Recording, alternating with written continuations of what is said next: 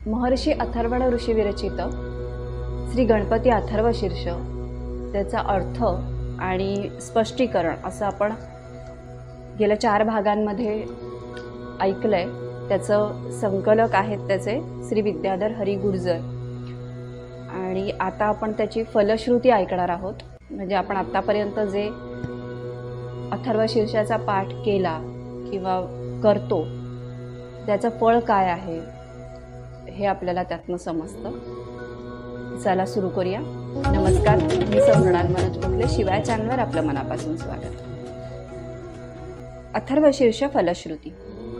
एतत् अथर्वशीर्ष योधिते स ब्रह्मभूयाय कल्पते, स सर्व विघ्नैर्न बाध्यते, स सर्वतः सुखमेधते, स पंचमहापापात् प्रमुच्यते। सायं ध्यानोदयस् कृतं पापं नाशयति, प्रातर्ध्यानो रात्रि कृतं पापं नाशयति, सायं प्रातः प्रयुज्यानो अपापो भवति, सर्वत्र ध्यानो अपविघ्नो भवति, धर्मार्थ काम मोक्षं च विन्दति। इदम् अथर्वशीर्षं शिष्याय न देयं, यो यदि मोहात् दास्यति स पापीया न भवति। सहस्रवर्तनात् यं यं काममधीते तं तमनेन साधयेत्। अर्थ, या अथर्वशीर्षाचे जो अध्ययन करतो तो ब्रह्मस्वरूपाला प्राप्त होतो।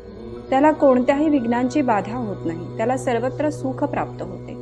तो पंचमहापातकांपासून मुक्त होतो। जो साधक सायंकाळी अथर्वशीर्षाचे पाठ करतो तो दिवसा घडलेल्या पापांपासून मुक्त होतो। जो साधक सकाळी अथर्वशीर्षाचे पाठ करतो तो रात्री घडलेल्या पापांपासून मुक्त होतो। सायंकाळी व प्रातःकाळी म्हणणारा सर्व पापांपासून मुक्त होतो। त्याला धर्म, अर्थ, काम व मोक्षाचे 4ही पुरुषार्थ प्राप्त होतात। हे अथर्वशीर्ष अयोग्य शिष्याला देऊ नये। जो द्रव्याधिकांच्या लोभाने ही विद्या अयोग्य माणसाला देतो तो पातकी होतो। अथर्वशीर्षाची सहस्र आवर्तने केली असता जी जी इच्छा करावी ती ती त्याच्या योगाने पूर्ण होते। स्पष्टीकरण। अथर्वशीर्षाच्या अभ्यासामुळे दुष्प्राप्य असे जे ब्रह्मभूयत्व आहे ते प्राप्त होते। म्हणजेच या अथर्वशीर्षाच्या उपासनेने श्री गणेशांशी सायुज्यता, सारूप्यता प्राप्त होऊ शकते। श्री गणेशोपासनेने श्री मुद्गल, श्री भ्रुशुंडी, श्री वृत्समद, श्री वरेण्य आदी महागणपत्य साक्षात श्री गणेश रूपच झाले। अथर्वशीर्षाच्या उपासनेने श्री गणेश स्वरूप प्राप्त कराल असे या फलश्रुतीमध्ये निक्षून सांगितले आहे। ब्रह्मभूयत्व प्राप्त होण्यासाठी शुद्ध बुद्धी, स्वतःचे संयमन, रागद्वेषादी द्वंद्वाचे विसर्जन, अहंकार, काम, क्रोध, मद, मत्सर, दंभ व ममत्व यांचे दमन कधी आवश्यक आहे। अथर्वशीर्षामध्ये हे साध्य होण्याचा सोपा मार्ग दाखविला आहे। म्हणून हे ब्रह्मभूयत्व अथर्वशीर्षाच्या अभ्यासामुळे प्राप्त होते। श्री गणपती हेच ब्रह्म आहे असे प्रथम खंडामध्ये सांगितले आहे। अथर्वशीर्षाच्या अध्ययनाने आपण त्या ब्रह्माहून वेगळे नाही याची खात्री पटेल। ती ब्रह्मभूय प्राप्ती होईल। स सर्व विघ्नैर्न बाध्यते, सायं प्रातः प्रयुज्यानो अपापो भवति। एकदा ब्रह्मभूयत्वाची प्राप्ती झाली म्हणजे ब्रह्म व आपण एकच आहोत अशी धारणा झाली म्हणजे त्या व्यक्तीची दृष्टी निवळते व त्याला कोणतेही दुःखे त्रास देऊ शकत नाहीत। ती व्यक्ती नेहमी आनंदीच असते। त्याला सर्व अवस्थांमध्ये आनंदच मिळतो। अशा व्यक्तींकडून कोणतेही पाप होण्यासारखे नाही, म्हणून ज्ञानी पुरुष निष्पाप बनतो।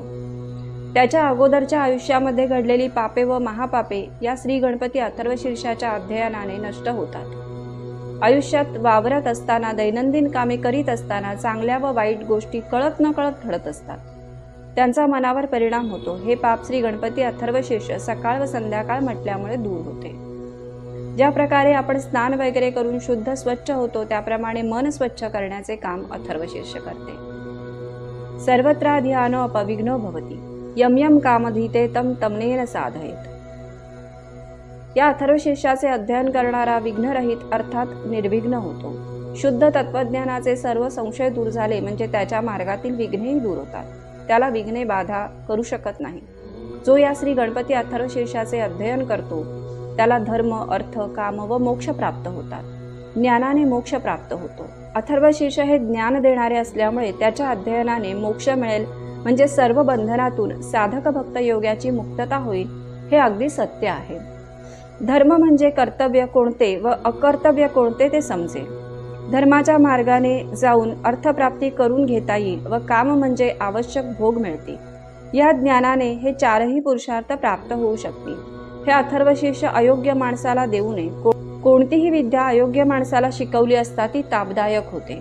त्यामुळे येथे असा धाक घातला आहे की जर हे श्री गणपती अथर्वशीर्ष अयोग्य शिष्याला दिले तर पाप लागेल. या श्री गणपती अथर्वशीर्षाची सहस्त्र आवर्तने केली असता सर्व मनोरथ पूर्ण होतात. त्याचे जर सहस्त्र वेळा मनपूर्वक अध्ययन केले तर तो तत्वज्ञानी अर्थात तत्ववेत्ता होतो. मंत्राचे सामर्थ्य पुरश्चरणामुळे इप्सित फलप्राप्ती सफल करते.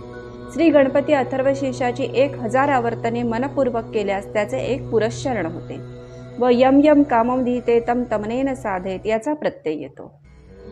अनेन गणपतीं विषिंचती स वाग्मी भवति चतुर्थ्या मनश्चपती स विद्यावान भवति इत्यर्थवर्णवाक्यम ब्रह्मद्यावरणम विद्यान विभेति कदाचने. अर्थ, या अथर्वशीर्षाने जो श्री गणपतीला अभिषेक करतो तो वक्ता होतो. चतुर्थीच्या दिवशी न खाता जो अथर्वशीर्षाचा जप करतो तो विद्यावान होतो आणि ब्रह्म व प्रकृती यांचे रहस्य जाणतो, असा श्री अथर्वण ऋषींचा सिद्धांत आहे. त्यामुळे तो कधीही भयभीत होत नाही. चतुर्थ म्हणजे तुर्या अवस्था होय. या तुर्या अवस्थेत मन ठेवून श्री गणेशाचे जो चिंतन करतो तो सर्वज्ञानी होतो, असा श्री अथर्वण ऋषींचा सिद्धांत आहे. ज्ञान झाल्यावर त्याला भीती अशी उरतच नाही. यो दुर्वांकुरैर्जति स वैश्रवणोपमो भवति यो लाजैर्जति स यशोवान भवति स मेधावान भवति यो मोदक सहस्रेण यजति स वांछित फलम वाप्नोति या साज्य समेत भिरजति स सर्वम लभते स सर्वम लभते. अर्थ, जो श्री गणपतीचे दुर्वांकुरांनी यजन करतो तो कुबेरासारखा धनवान व ऐश्वर्य संपन्न होतो. जो साळीच्या लायांनी होम करून यजन करतो तो कीर्तिवान, बुद्धिवान व यशस्वी होतो. जो 1000 मोदकांनी यजन करतो तो इच्छित फल प्राप्त करतो. जो तुपासहित समिधांनी यजन करतो त्याला सर्व काही प्राप्त होते. अगदी निश्चित सर्व काही प्राप्त होते. त्याला जगात सर्व काही मिळते. ब्रह्मभूयत्व प्राप्त करणे हे अवघड आहे. सामान्य माणसाला रोजचे प्रश्न सोडवण्यासाठी मदत हवी असते.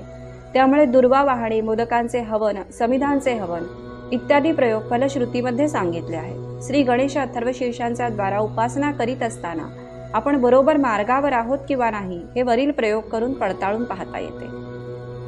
अष्टब्राह्मणा सम्यग्रहयित्वा सूर्यवर्चस्वी भवति सूर्यग्रहे महानद्यां प्रतिमा सन्निधो वाजवत्वा सिद्धमंत्रो भवति महाविघ्नात् प्रमुच्यते महादोषात् प्रमुच्यते महापापात् प्रमुच्यते स सर्वविद् भवति स सर्वविद् भवति य एवं वेद इत्युपनिषद.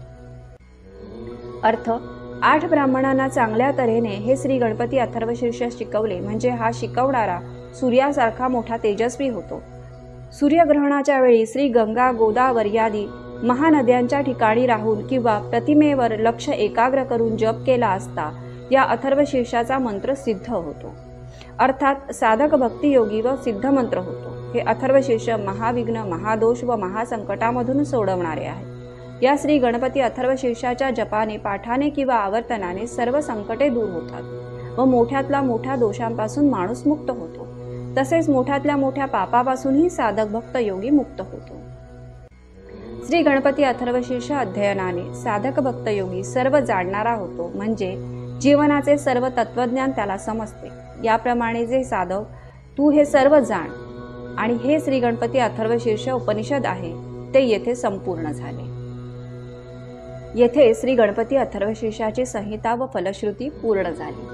आता मी पहिल्यांदा सांगितलं त्याप्रमाणे त्यांनी इथे सांगितलेलं आहे की फलश्रुती ध्यानासाठी किंवा अभ्यासासाठी वापरावयाची नसल्याने शेवटी एकदाच म्हणण्याचा प्रघात आहे. म्हणजे तुमची आवर्तनं पूर्ण झाली की शेवटी एकदाच फलश्रुती म्हणायची आहे. अथर्वशीर्षाची 21 आवर्तने करून श्री गणपतीला अभिषेक करण्याची पद्धत आहे.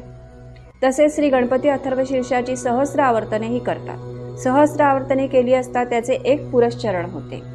जप व अभिषेक याप्रमाणे यातील मंत्रांनी हवन करतात व त्याला श्री गणेश याग अशी संज्ञा आहे, म्हणजे त्याला श्री गणेश याग असं म्हणतात. ओम नमस्ते गणपते येतपासून वरदमूर्तये नमः येतपर्यंत म्हटले असता एक आवर्तन पूर्ण होते. एका वेळी म्हणावयाची सर्व आवर्तने म्हणून झाली की शेवटी केवळ एकदा एतत् अथर्वशीर्ष योधिते पासून शेवटपर्यंत फलश्रुती म्हणावयाची असते. प्रारंभी व शेवटी खालील शांत्री मंत्र म्हणणे जरूर आहे. प्रारंभी म्हणजे आपण सुरुवात करताना अथर्वशीर्षाच्या आधी म्हणायचं आहे आणि अथर्वशीर्ष फलश्रुती सगळं संपल्यानंतर पुन्हा एकदा म्हणायचं आहे. तो शांती मंत्र ओम सहनावतु सहनौ भुनक्तु सह वीर्यं करवावहै तेजस्विनावधीतमस्तु मा विद्विषावहै। ओम भद्रं कर्णेभिः शृणुयाम देवाः भद्रं पश्येमाक्षभिर्यजत्राः स्थिरैरङ्गैस्तुष्टुवांसस्तनुर्भिर्व्यशेम देवहितं यदायुः। ओम स्वस्ति न इंद्रो वृद्धश्रवः स्वस्ति न पूषा विश्ववेदः स्वस्ति नस्तार्क्ष्यो अरिष्टनेमिभिः स्वस्ति नो बृहस्पतिर्दधातु। ओम शांती शांती शांती।